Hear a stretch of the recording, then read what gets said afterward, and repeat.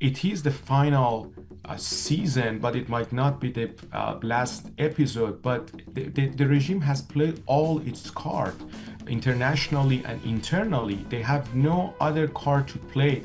Don't fret. Don't get disappointed.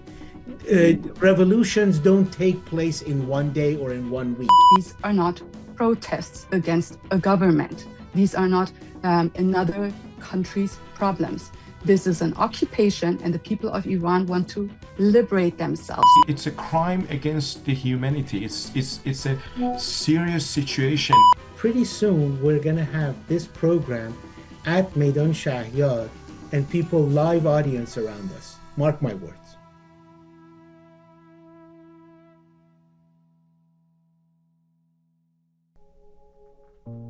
Well, hi there. This is episode 407 of Roqe, Iran Rises. This is no longer a regime crackdown. This is a military occupation of Iranian civilians. Maybe it's time for us to stop using softer language and say this quite clearly based on all the reports coming in. This is no longer a regime crackdown. This is a military occupation.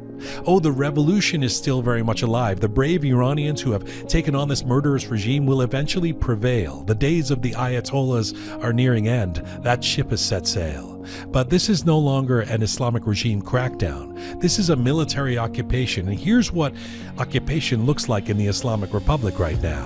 Heavily armed forces patrolling openly in the streets, drones filling the skies, surveillance cameras tracking every movement, every face, every breath. A reminder that fear is now policy. Tens of thousands of civilians killed or injured, tens of thousands arrested, some taken straight from hospital beds after gunshot wounds, beatings, barely surviving the streets. This is no longer a regime crackdown. This is a military occupation of Iranian civilians. Let's be honest with ourselves. It's not crowd control. It's not a law enforcement situation. This is a massacre and a bloody occupation. You cannot bring fists to a gunfight, and the casualty numbers prove it.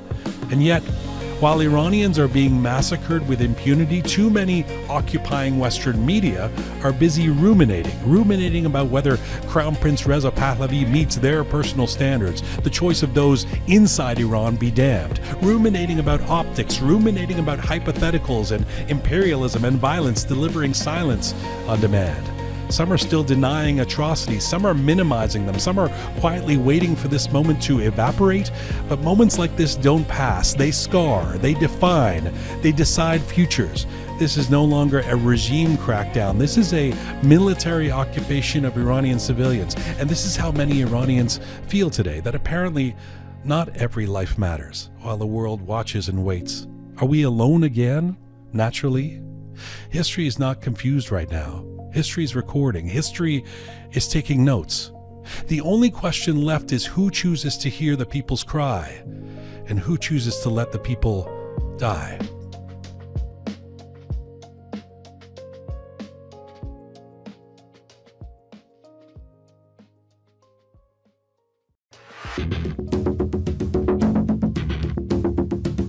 It's January 15, 2026. This is Roqe.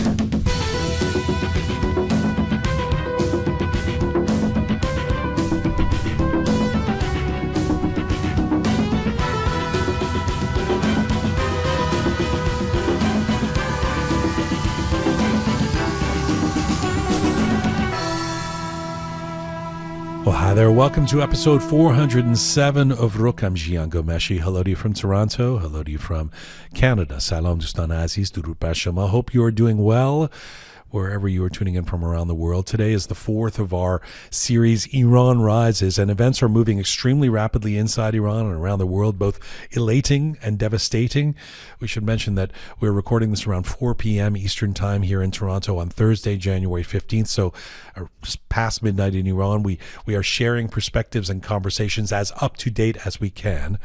Today we have another stellar panel to unpack the situation. Siamak Aram in Washington, D.C., Shayan Samii in Virginia, and later on Gazelle Sharmahd in Los Angeles. Let's get to it. Today's episode of Roqe is brought to you in part by Stellar Law. Stellar Law is a boutique litigation firm in Toronto led by its founder and principal lawyer, Rana Nosrat Panah. The firm operates on a simple premise: complex disputes demand disciplined thinking and meticulous preparation. Representing both individuals and businesses, the team handles commercial conflicts, criminal matters, and sensitive personal or financial disputes with a measured, analytical approach. Clients turn to Stellar Law for clear strategy, direct guidance, and advocacy that is as practical as it is exacting, and exciting. Rana and her team are known for distilling intricate issues into decisive action, navigating high-stakes matters with discretion, focus, and unwavering professionalism. For clients seeking representation grounded in judgment, rigor, and strategic clarity, Stellar Law offers something increasingly rare: a litigation practice based on a preparation and built on trust and results. Check out Stellar Law at stellarlaw.ca. Thanks again to Rana Nosrat and the team at Stellar Law. All right, let's get to our panel for this edition of the Iran Rises series. In a few moments, we'll be joined by Gazelle Sharmahd, but first, Dr. Siamak Aram is an associate professor of computer science and data analytics at Harrisburg University. He's the founder and president of the Tourange Cultural Association organization and has been very involved for years in mobilizing Iranians in the Washington, D.C. area. He joins us from D.C. And Shayan Samii is a U.S. national security analyst and Near East Africa and South Asia expert specializing in strategic communications. You may have seen him on Persian news outlets such as Iran International and Roqe Media. He joins us from Vienna, Virginia. Hello to you both. Hello. Hello. Thank you for having us. Guys, this is a difficult moment, as we know. We continue to toggle between elation and deflation. What is it in your mind that we're actually witnessing right now in Iran? Is this still a popular uprising, a popular revolution, or has this really devolved into a brutal military occupation of the citizens by their own supposed government? Shayan? Ginger, I think what we're witnessing is the desire of the people of Iran to overthrow their government, their demand for not being under the yoke of the Islamic Republic any longer, and the fact that they are not giving up, despite the fact that we have heard upwards of 20,000 people have been killed by the Islamic Republic, but the people are still staying engaged. They might not be in the streets, but they are in strategic places. They are also trying to preserve their ammunition and willpower to strike when it's momentous for them. And also, when they are hearing from outside forces, like, for example, when President Trump talks about we are locked and loaded or help is on the way, people are adhering to that, but I don't believe that they are pinning their entire hopes on that. Okay, let me get to Trump in a moment, but I'm more concerned or curious about your take on what's happening in the moment in Iran right now, whether it is this sort of military occupation that I've called it. Siamak, what's your sense? This is currently is confusing silent with the stability. So the regime shut down the internet, and we must understand the situation. That is not an event; is a revolutionary as a process. I call it in different interviews I had as a flash revolutionary. So it's a process, and it's not going to end it today or tomorrow. Even if they can stop it in a few days, is going to get back on the street later soon, because a movement where it's at the incubation period for the dissent has almost reached to zero. People shifted from economic chance for the economic situation crisis to against the regime, down with the Ali Khamenei, down with the Islamic regime. They don't want this regime anymore. No reform or changes are requested, and people understand clearly that's not gonna work anymore. Even internal structural changes, even if the streets appear quieter today or in a short period of time, it is because of the digital curtain the regime has pulled down, is not gonna end it. It's because they turn off everything. They turn off the light to do the mass killing, to with the hope that they can stop and push back the people to get back to their houses. But even in that case, any spark, any wrong move or act from the regime will be another explosion against the regime. You know, if I can be rook, and I don't mean to be difficult or dystopian about it, it feels like, I mean, if you take this moment a week ago, where there were certain people in social media writing, "I'm dreaming, look at the millions of people in the streets," and it certainly was inspiring to see.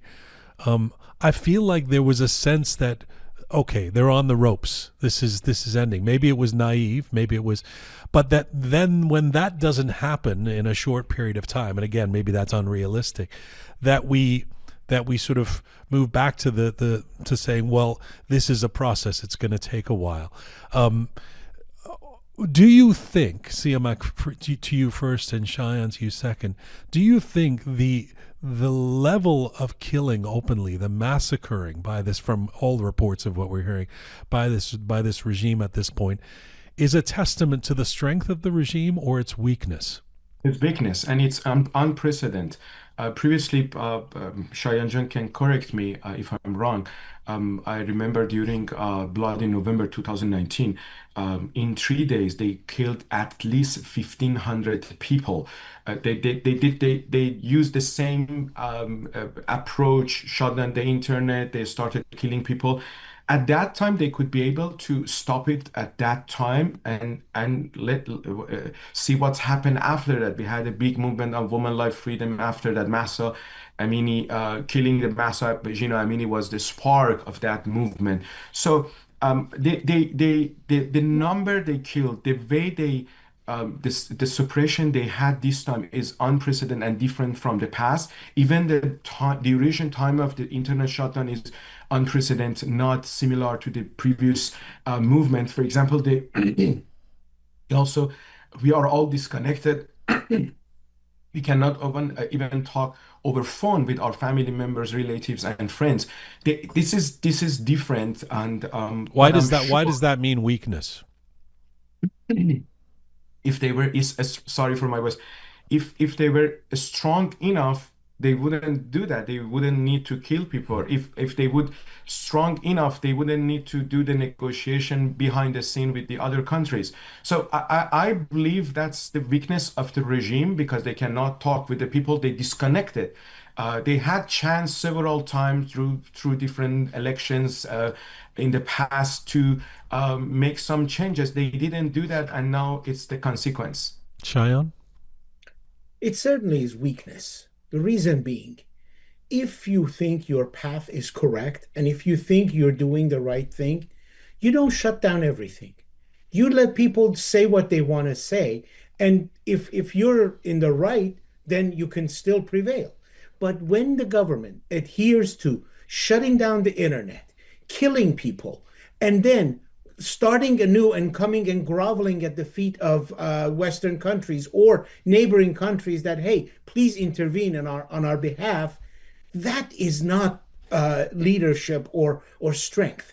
That is a certain level of weakness that you are displaying, that, hey, all I know is to kill.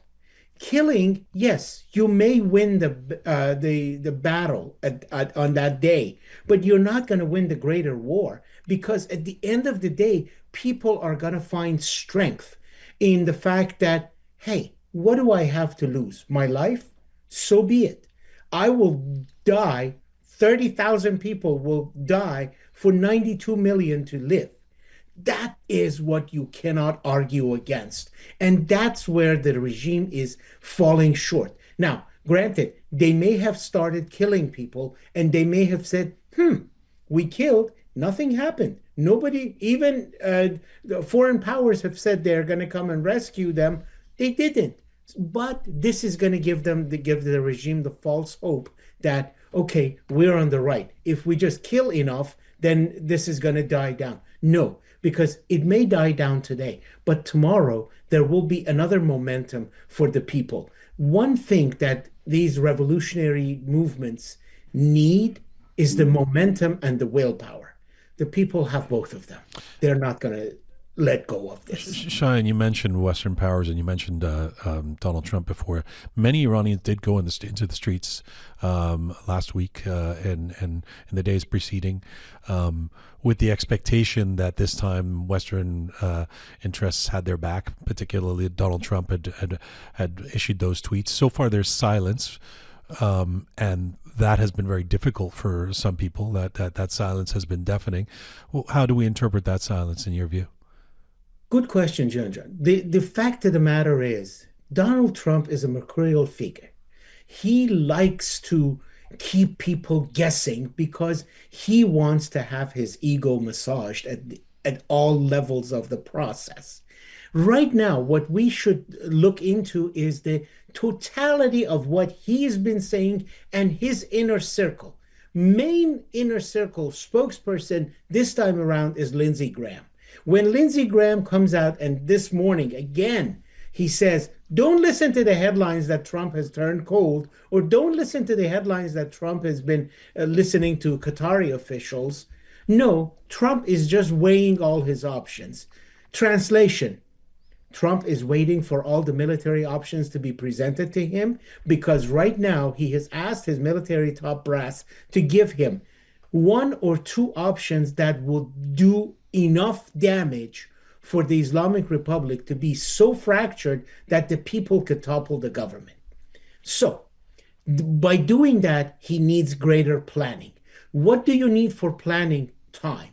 How do you buy time? Drive people crazy by saying one thing, doing another thing, having a gobbledygook message that nobody can decipher what you're trying to say, but at the same time you're sowing chaos. But we don't.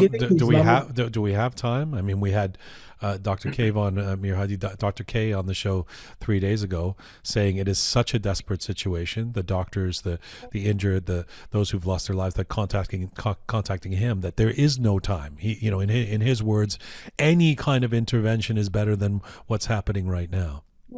I understand it, Junjun, but the fact of the matter is that we have to understand that this is not a sprint. It is a marathon. And we have to make sure that people are aware that this will take time. Even the Islamic Revolution of 1979, it took about a year. For a wide period of time, it went silent until Hifdai Shahrivar took place, and then another event took place, and Cinema Rex took place, and then people got upset again, and they came out to the streets. So this is not one of those moments that we have to say, oh, because of the sheer brutality of the violence, things are going to die down. No. Again, I don't want to sound callous about the fact that people have died. It is sad. It is very sad. But it's the people of Iran who have decided collectively that we are willing to sacrifice our lives for our neighbors to live. Okay, Siamak, to you, how do you interpret or how do you react to the silence so far beyond tweets and a couple of statements from President Trump and the U.S. and the Western powers? Yeah, first of all, I have to add one more comment to what Shayan Jan's previous questions. So the regime, they have no sustainable solution. They've over 50% inflation, and the anger, seated anger with the youth generation, and they cannot handle this situation. They have no card to play anymore. So it's a fight of the regime and the suppression apparatus they have and the people on the street. So even if, as Shayan mentioned, if they cannot win this battle, so there are going to be more battles in the future because the people cannot continue living with this regime in Iran. So back to that question, I also, I mean, it's a crime against the humanity. It's a serious situation, and I'm concerned why the other countries, they don't put a statement, at least condemn what's going on inside Iran, or cut their political relationship with the Islamic regime like what the UK did. So I think there are some ways they can support immediately. I mean, they can help, they can provide a tool to tear down the digital curtain right away. There are some technological and technical methods they can do that. So that's immediate action I think they can do to let the truth can come out from the inside Iran.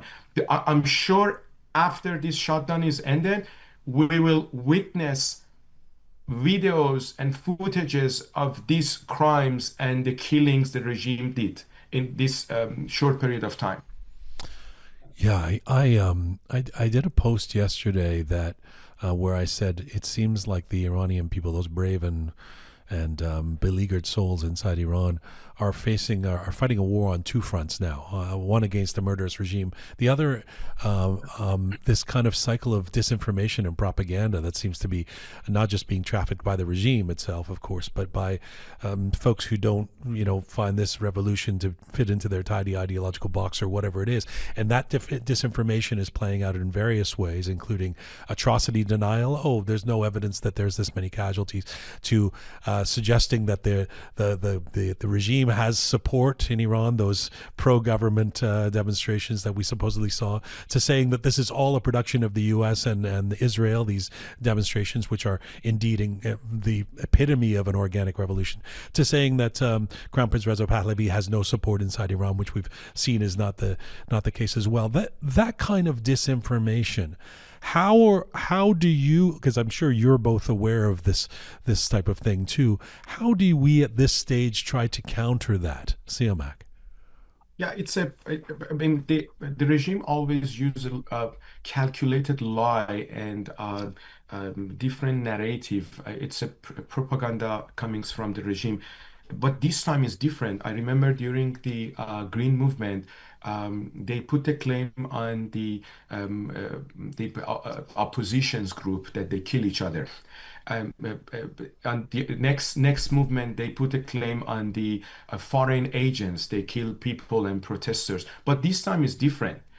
This time they claim that people kill each other, which is a new propaganda tactic the regime use to create a narrative or a civil war or something like that. But I mean, I live in Iran. I participated in several protests myself, and I was very active from Green Movement on the street and when I left Iran. So we all know they are all lies and some misinformation and disinformation. Regime try to convince the international community and their social base. That's what they do. They wanted to convince them we don't kill them because the social base, the forces, they also see these footages. They know what's happening.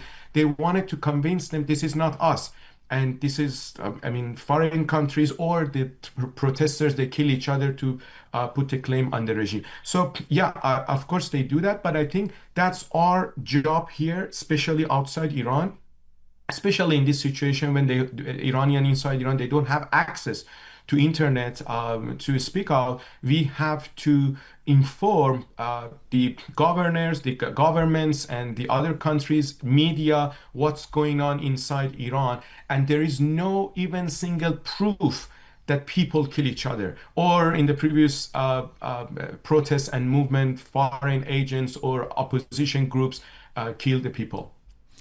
Yeah, I mean, I've seen some folks saying, well, there's no evidence that of the 12,000 number, maybe it's 500 or something like that, and you think even our own selves with our sources and friends and families in Iran are hearing enough to know how desperately bad this must be, and that it must be in the thousands and thousands. And as you say, we will see those videos and we'll see that evidence once there's no longer a blackout.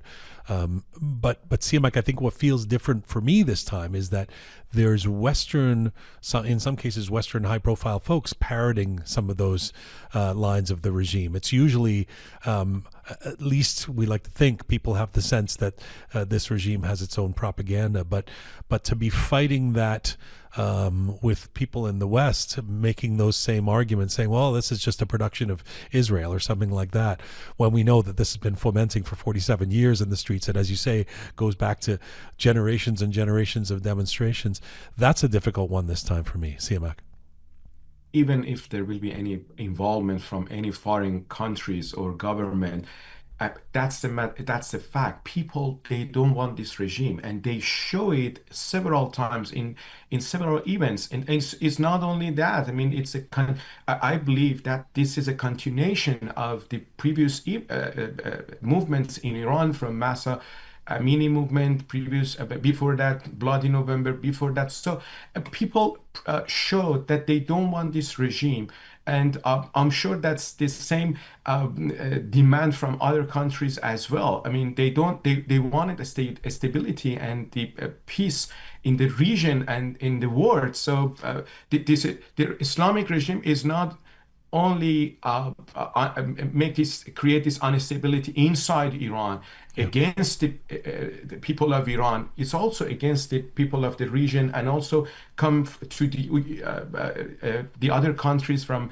Lebanon, Gaza, and other areas and countries as well. So I understand why the other countries may really want it, and I mean some figures, not all the countries or governments supportive to this movement, but I can understand why some political figures they put some statements, condemn this brutal suppression from the regime.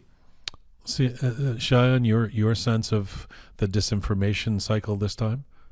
Yeah, look, the mendaciousness of this regime and its operatives and its officials is bar none. You look at it. Araghchi comes on Fox News yesterday and blatantly lies and says that, oh, these were a bunch of terrorists that we had to kill. So you want to tell me that your borders are so feckless that you allow terrorists by the tens of thousands to come in? So y'all are not capable of controlling your borders? Fair enough.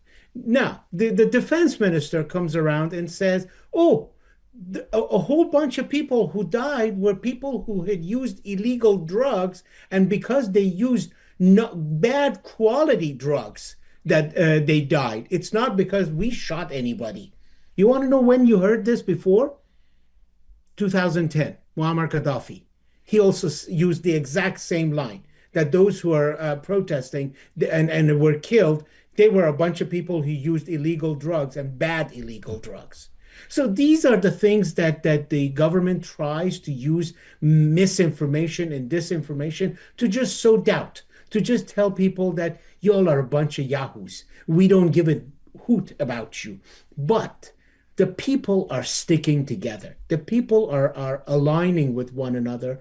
But one other issue that I have to raise here is that the regime has been so successful at driving wedges between the different groups, and they have been extremely successful. Like even today, even yesterday, if all the opposition groups from minorities, from different areas of the country, if everybody had come together and said one same message, one simple message, it would have gone a long way to tell Donald Trump that, hey, this is a movement that has the momentum and has the people's backing.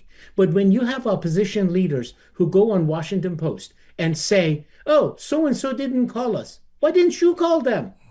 That's where the people are asking for unity of thought. And the Islamic Republic has learned how methodically and carefully to drive a wedge where the opposition groups don't even understand it themselves. And that's where we need to stop the bleeding. That's where the problem lies. Shayan, you said something earlier. You intimated that you said if the Western intervention doesn't happen, the revolution will still move ahead. That's counterintuitive, or that's something that's different from what other folks on these panels we've been doing have been saying, which is that ultimately for a final push to get rid of these monsters, there's going to have to be some kind of Western intervention. Can you expand on what you meant?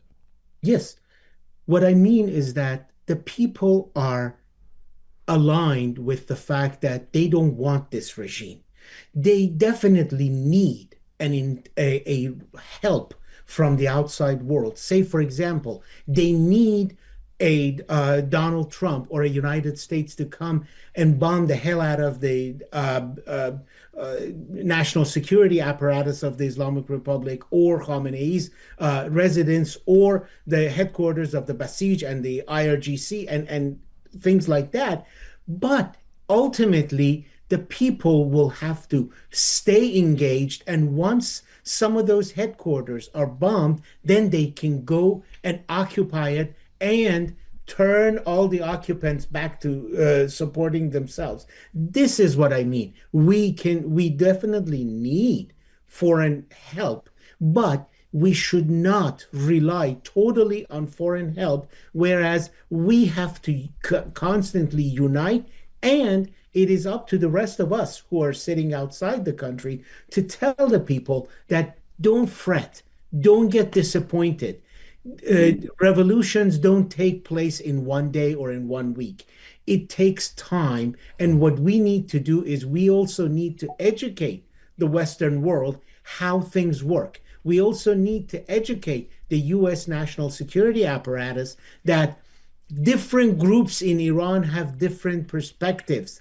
You don't need to just get turned off or on by every single one of them. You have to bring the totality and a collection of efforts together to effect a change for the people of Iran. I have to say, and maybe this is a testament to the fact that you guys are not new to this, both as actors within it and as observers, that, I mean, before I ask you a final question, I have to just say that I'm taking some solace from this conversation in that you're both approaching this in sort of a calm, this is par for the course way, despite the fact that if you turn on your social media right now, I would say a majority of people, at least in my feed, are legitimately freaking out, based on the massacres, based on the deaths they're hearing about, based on the atrocities, based on those voice memos that are coming out of Iran that are just so terrifying and sad to listen to with about what people are witnessing. Is that, Siamak, is that based on your understanding that this is just par for the course and that as horrendous as it is, this is just what needs to happen as part of this revolution? I hope that wouldn't happen to our people. No one should be killed, and I hope it's not going to happen again. But this movement is not over. I agree with Shayan Jan. It might be it is the final season, but it might not be the last episode. But the regime has played all its cards internationally and internally. They have no other card to play. They cannot control the streets, even if they can kill, do the mass killing as they do. Their people will get back on the street again, and it's not going to stop. And I mean, we have to continue to be their voice outside Iran. And as you know, as probably you know, we're going to have a big protest and march in Washington, D.C. this Saturday to be the voice of people of Iran. And we have to be united, and we're going to be united. I mean, that's the only option we can continue fighting against this regime, because people inside Iran, they are united. They don't fight over what kind of future form of government they are looking for. They just against the regime, and we have to be their voice here outside Iran and also help them to get connected to the internet. Okay.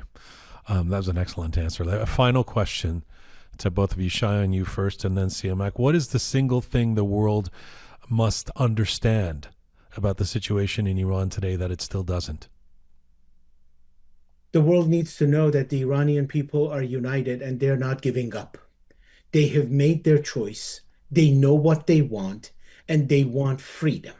Now, it may be the fact that this time around they may not necessarily succeed, but at the same time, the regime, what does the regime have? The regime has adherence to violence and adherence to fear-mongering, and also reliance on their outside forces. The outside forces have pretty much been obliterated. People are people afraid of their fear-mongering? No. Are people afraid of their violence? No. So, as I have mentioned it in the past, the people of Iran have willed it. And once you will something, then it's not a dream anymore. The people of Iran know what they want. The outside world needs to understand that even those outside Iran can coalesce around a simple message if it is heard from inside Iran. Therefore, the people of Iran need to unanimously and in louder voices express their thoughts, their willingness to stay the course, and the world will follow. One thing we have learned in these years is that Iranians can lead only if they rely on one another. The government, the Islamic Republic, has tried to take that away from them.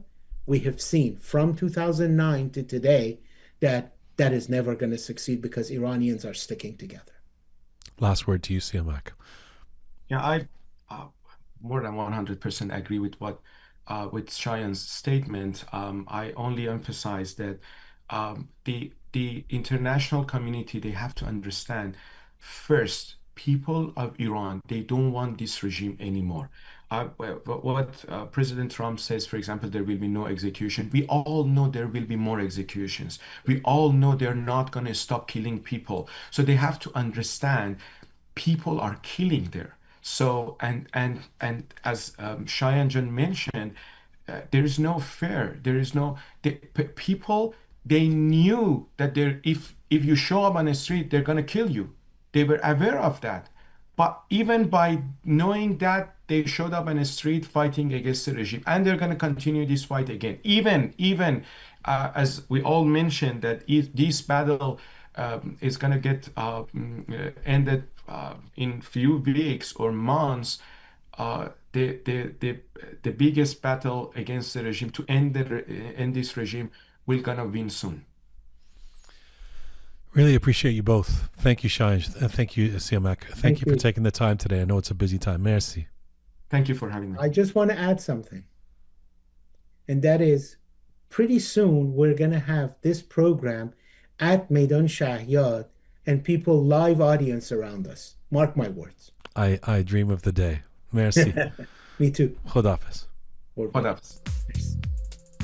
Today's episode is brought to you with the support of Famluxy. Famluxy is a celebration of art, elegance, and individuality, an online boutique specializing in limited edition handcrafted accessories.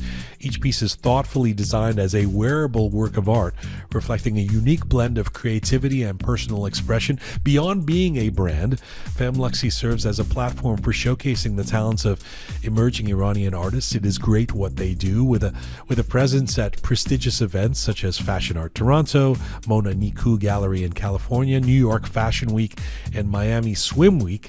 Famluxy continues to shine on the international stage. It invites you into a world where craftsmanship meets style and every accessory tells a story. Check out famluxy.com. Famluxy.com. All right, let me turn to our next guest now, Gazelle Sharmahd. She is a German-American freedom advocate of Iranian descent, spokesperson of the Kingdom Assembly of Iran, daughter of German-American hostage Jimmy Sharmahd, who was kidnapped and killed by the Ayatollahs in 2024. Gazelle joins me from Los Angeles right now. Hello. Hi, Jian. Thank you for having me.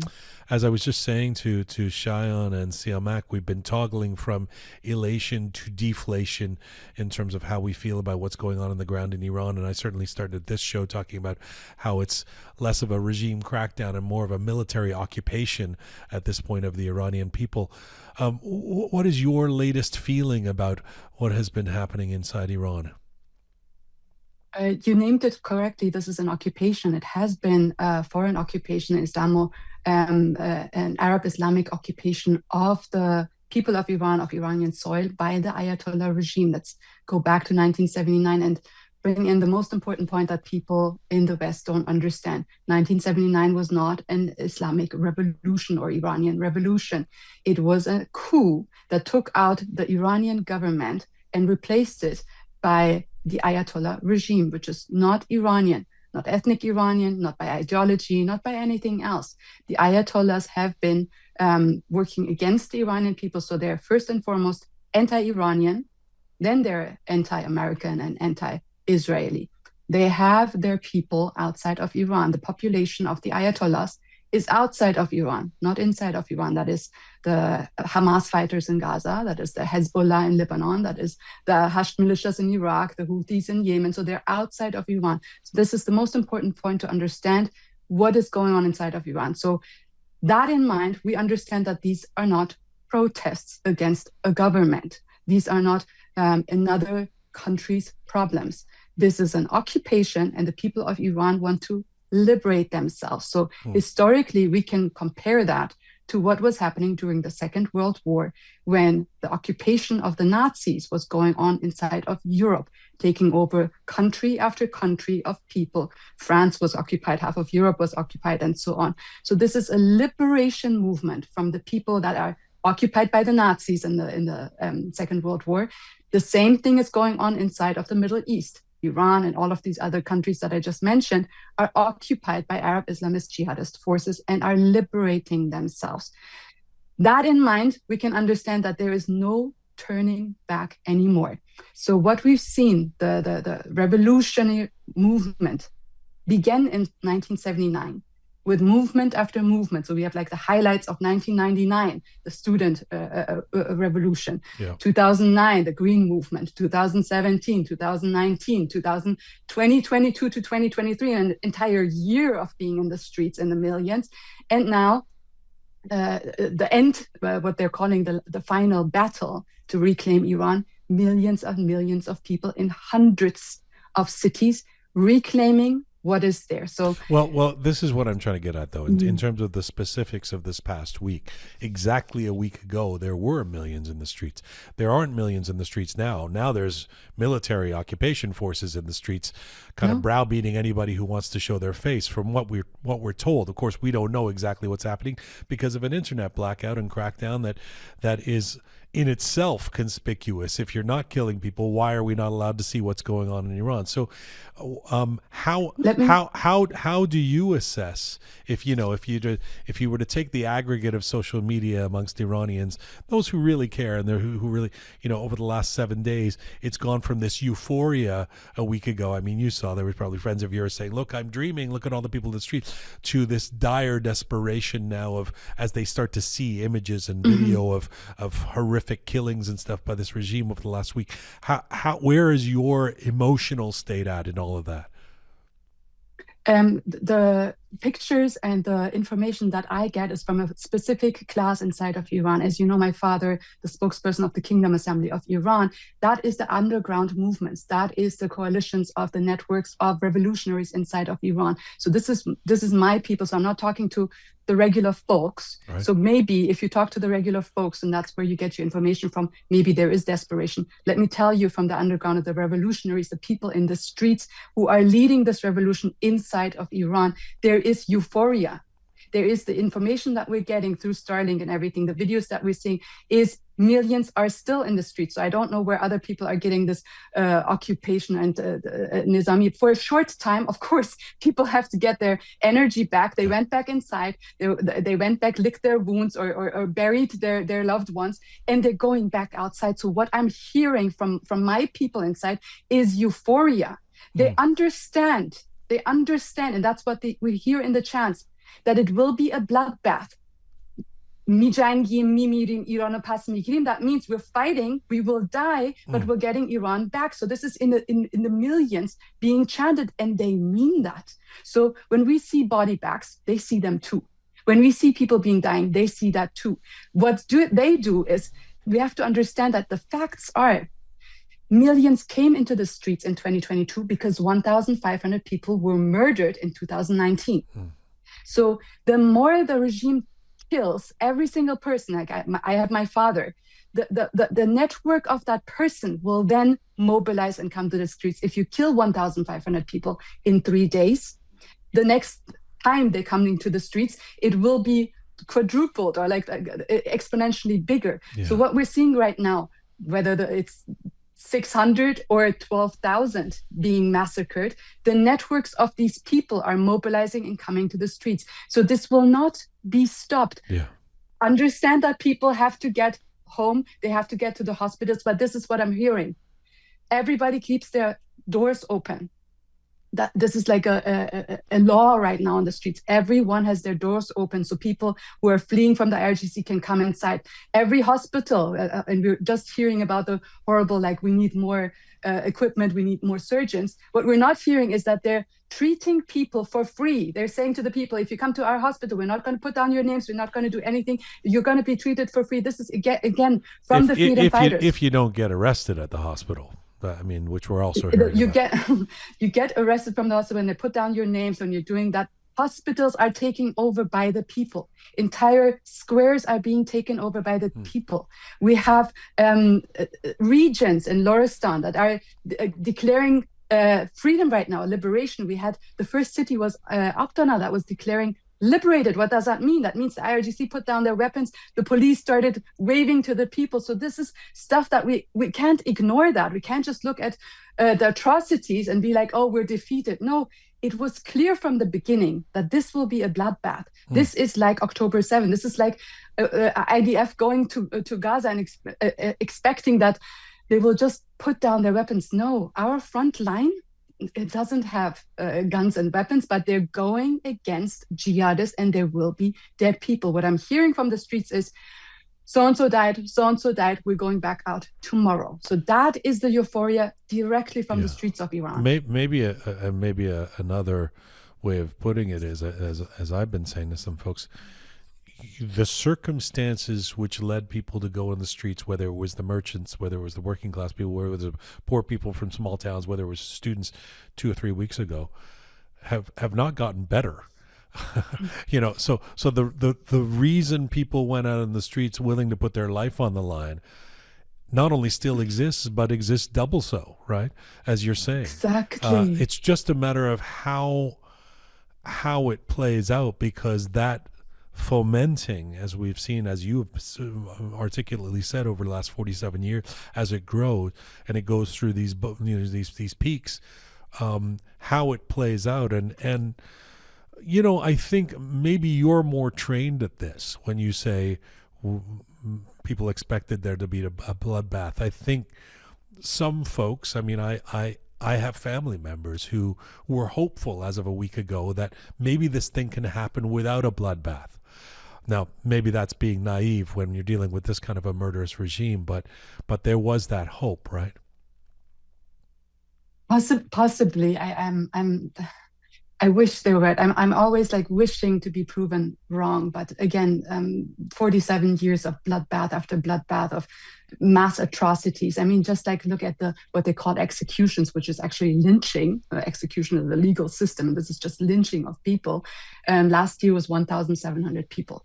That's an October 7 every single year in Iran.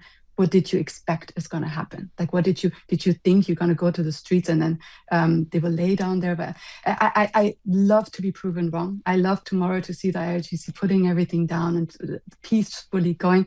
This is a jihadist regime. This is not a government of Iran. They came to Iran. Ayatollah Khomeini came to Iran with the words, I'm going to burn Iran. Iran is going to be gone in flames, to light the flame of Islam all over the world. They didn't call Iran Iran. They called it the Ummah. Ummat.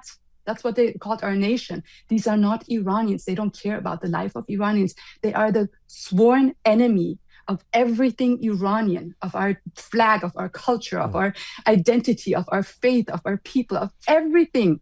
They want to wipe that out. So if you thought for a second it's going to not be a bloodbath, unfortunately, you'll see now that it is. And the people in the streets are chanting that. It's not from us outside saying like, okay, they're not chanting, put down your weapons, we're all going to go into a nice transitional government. They're saying, and that's another thing that doesn't get reported.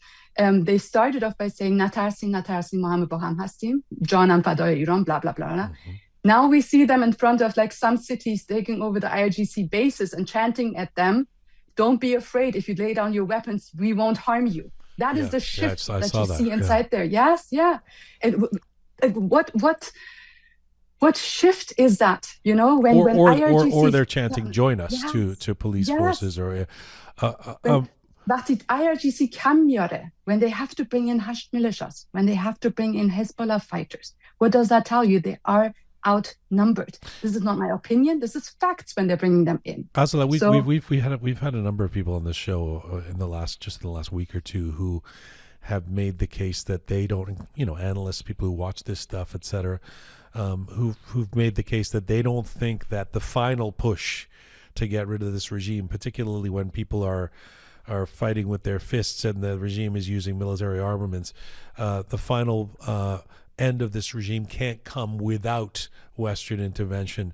And hence the fact that everybody's sort of looking at Trump and looking at what will happen in terms of the West getting involved. Do you believe that to be true, that this revolution, this people's revolution, requires Western intervention?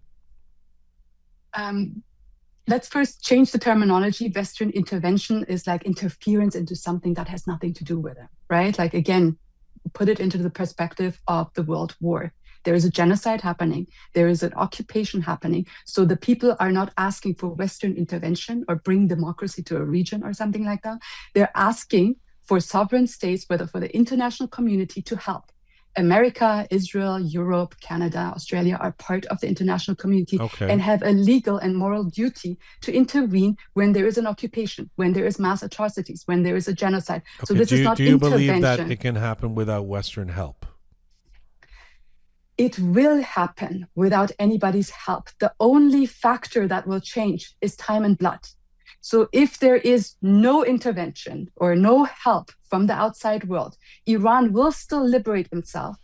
But the atrocities, the bloodbath, and how long that takes, whether it's like 6 weeks, 6 months, or 6 years, that is the factor that's going to change. They will not go down. What do people think? That you killed 12,000 people, and then you say, okay, we're not killing anymore. And then the families of these 12,000 people would say, okay, we're fine. We're going back home now, and you can continue. Like it's just like so unrealistic to think that this will not continue. It will. The only factor is how much blood do they have to give. If we start understanding that this is a liberation of the world, they're not doing it for Iran. They're doing us a favor. Canada's infiltrated. America's infiltrated.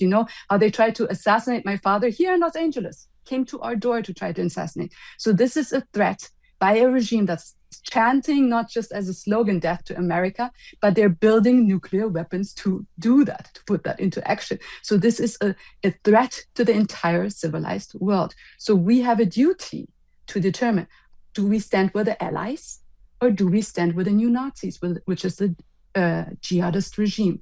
Some countries decided to stand with the Nazis, which is right now Qatar, Saudi Arabia, and Erdogan's Turkey put out a statement that if America attacks the Ayatollahs, they will intervene. You have to understand, these are so-called NATO allies going against America. So this is a world war, a cold world war in some places, or a real world war already happening. Countries are being taken over by the jihadist forces and going against their NATO allies, which is America that wants to go against the Ayatollahs. So take your sides, European countries. Social media is full of people right now.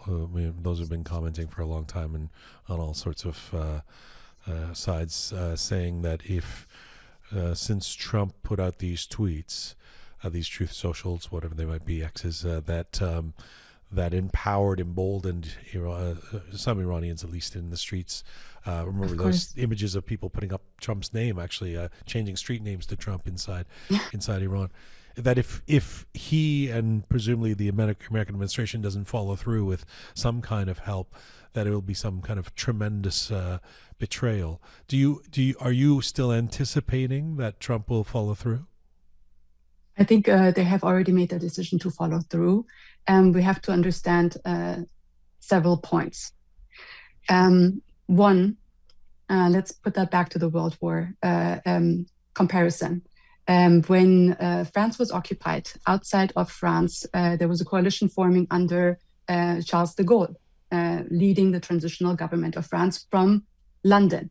Inside of France, there was the leadership inside. The Jean Moulins were fighting against the Nazis on the ground, but they were communicating with the outside. So that same structure is applying to Iranians. We have the colonels of the army, we have the soldiers, we have the people deflecting from the army, we have the underground organizations working together inside of Iran to take down the Nazi regime of the Ayatollahs. And we have them communicating with an outside coalition that has formed under the Crown Prince Reza Pahlavi. Last year in Munich, a coalition came together, and this is now the transitional leadership of Iran. So unless we see, like Churchill did, Churchill and America met with Charles de Gaulle and said, stay in London, we'll help you. And they followed through, right? Unless we see America and the European countries meeting with the leadership of the Iranian revolution right now, they have not made their decision. So this delay is costing us lives. It's not just intervention of military targets. It's also meeting and acknowledging the new partner. So one, either Trump has to have a speech from the Oval Office directly to the Iranian people, acknowledging them as their future partner and not the regime anymore. That happened. Churchill kept talking to the French Revolution as French patriots, but and he so on. hasn't We done saw that that yet. already. He hasn't done that yet. He has done it in his tweet.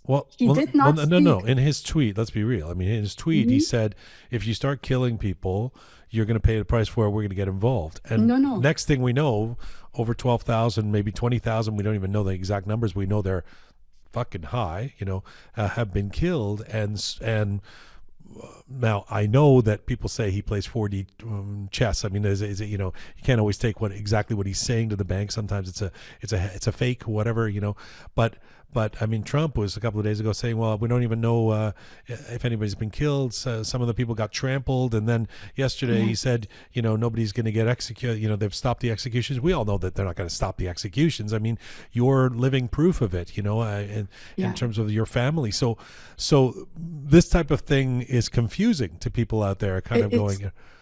It's confusing if you don't understand what's happening in the background. So his terminology is very important. Everybody's focusing on the part that he says, help is on the way. If you kill, we will do X, Y, Z, right? That is his speech to the Ayatollahs. We don't care about his speech to the Ayatollahs. We care about his speech to the Iranian people. He called them for the first time, not protesters or something. He called them Iranian patriots. That is very important, Iranian patriots. Second, he said, take over your institutions. Trump thereby acknowledged that Iran is under occupation. You don't say that to a people who are just having a protest in some country. Take over your institution is the acknowledgement, the moral clarity that Iran is under occupation, that the people there have the right to take over the institution. That means liberation of Iran. So he has made a major shift in that tweet alone. Why does he go back and forth? And this is something that everybody has to understand, because the enemy doesn't sit around. The Ayatollahs are not sitting around and seeing if Trump is going to intervene or not. They have their lobby groups inside of Washington right now, bombarding the administration with deals. That's why President Trump said they're calling me to meet with them. I'm not going to meet with them. He's saying pretty much, they are offering me stuff. So you can understand that the entire lobby of the regime is there right now, giving the administration anything that they want. You can have the Persian Gulf. We're going to give you this. We're going to give you my grandmother. This. So they're trying everything that they can to survive. At the same time, they see the people. They see the American people. They see us. That's why it's so important when we're going to these rallies. Stop chanting for ourselves. Stop doing like everything in Persian. We are the extension of the people of Iran. We are the lobby group, so to say, of our frontline workers. And we have to be there and push back. So when you hear that narrative, it's not enough to say like, oh, Trump, why is he saying that? I don't know. Like, doesn't he see? Of course he does. He is telling us what the lobby group is saying. The lobby group is saying right now, they will stop shooting. Our job is to say, here's our leadership. Talk to them. First of all, they're not going to stop shooting. Second of all, even if they stop shooting, the people will continue. This regime is falling. They're not going to be your partners. You can make partnership with the next administration. So we have a lobby job to do to push the narrative back to our side. That's why we see the contrasting tweets. It's their lobby group pushing. He gives a tweet that is towards them. If our lobby group is pushing, he gives a tweet that is towards us. He has made up his mind. That's what we saw, the shift in narrative. He has made up his mind. It's our job to make sure that he delivers now. I mean, you can forgive people who are reacting to the horrendous images they're seeing and hearing or not hearing from loved ones inside Iran for not having the balanced and patient nuance that maybe you're bringing to it. When the rally that I was at outside the U.S. consulate here on Tuesday in Toronto, it was Trump Act Now, Trump Act Now, But I was grateful, by the way, that most of the chants were in English, because it does make a difference. I mean, the previous rally we had on Saturday was up in an Iranian area and everything was in Persian. It's like, well, we're not going to get the Canadian media to cover something they don't even understand what you're saying, So that was a step forward. It's always good to have you on the program to hear your perspective. A final question, the same question that I posed to Shayan and to Siamak. What is the Gazelle, what's the single thing the world must understand today about the situation in Iran that it doesn't? That the Ayatollahs are an occupation force, a foreign-backed occupation of the people of Iran. They're not there to make Iran great again. They're not, all of the stuff that you see inside of Iran is not mismanagement. These are the forces that come into country after country to take out the resources and to take over power. That's something that we have to understand and make that very clear in a couple of pictures. When the Ayatollahs came to Iran, they took first our flag. So imagine the Canadian flag, imagine the American flag being taken over by some group, and then they wrote on it on a foreign language. They wrote on the Iranian flag in Arabic language. They took out our symbol of the lion and sun and replaced it with an Islamic symbol. So take your Canadian flag, imagine on it Arabic writing and an Islamist symbol. Would you think this is a government that the Canadians chose and this is our new flag? Or would you understand that there's a foreign occupation taking place? That is something, when you once understand that this is not a government, this is not something that has nothing to do with us, but an expansionist, genocidal organization that has two heads. One is the Ayatollah regime, the other one is Qatar. They're working together to take out world power. This is not conspiracy. They have created caliphates before a few hundred years ago. The last one was the Ottoman. They want it back. They're working together to take it back. They're coming to Canada.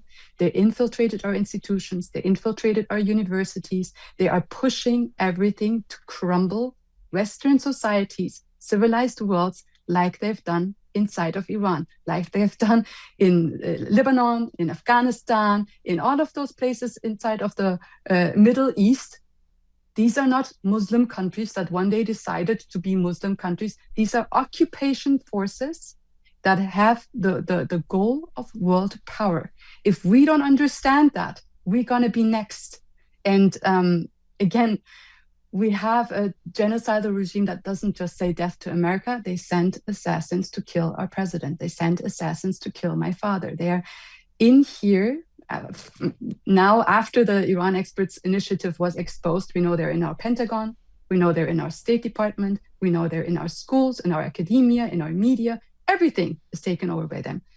The liberation movement inside of Iran will not just liberate Iran. It will liberate the world from one of the heads of this organization. And after we've done that, we're coming for the second head. So be on the right side of history now. Gazelle Sharmahd, always a pleasure to hear your perspective and to have you on the program. Thanks for making the time. I know that a lot of people are demanding your time right now. I appreciate it. Thank you so much for having me, Jian. Bye-bye.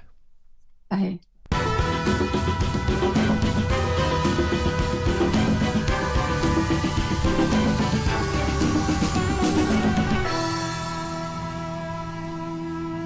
Thank you very much to our panelists for this episode. Thanks, Siamak. Thanks, Shayan, and thanks, Gazelle. There's so much going on that all of the people that we're bringing on to panels for this program are booked on other shows as well. There's a lot of hunger, thankfully, increasingly after a lot of silence for conversation about Iran. There's also a lot of disinformation out there, as we talked about on the panel. And it's perhaps our role in terms of being their voice, to not just be the voice of Iranians inside Iran, to bring light to the atrocities taking place there, but also to be their voice in terms of counteracting a lot of the disinformation out there as well. Love to hear from you on any or all of our platforms. You can write on our platforms, or you can send us an email at info@roqemedia.com. Always happy to hear from you. This is full time for Roqe for today. My voice is pretty much gone anyway, so makes sense that it's full time. Thank you to the amazing team who put this show together each week. Tina Farahi, Roham Meher, think it's Maher, but I like to say. Paris Sanjarani and Anahita Nayabi. Thanks to Charming Kimia, Smart Pega, Methodical Kabe, and the Rising Keon. Thank you to all of you out there for supporting us and sharing our content. Please do subscribe if you haven't done so already on any or all of our platforms. We appreciate that. You can find the show on Instagram and Telegram and YouTube at Roqe Media, on all of our podcast platforms as well. You can find me on Instagram at Jian Ghomeshi. And in the immortal words of my late Uncle Behrang, Mizun Bashir.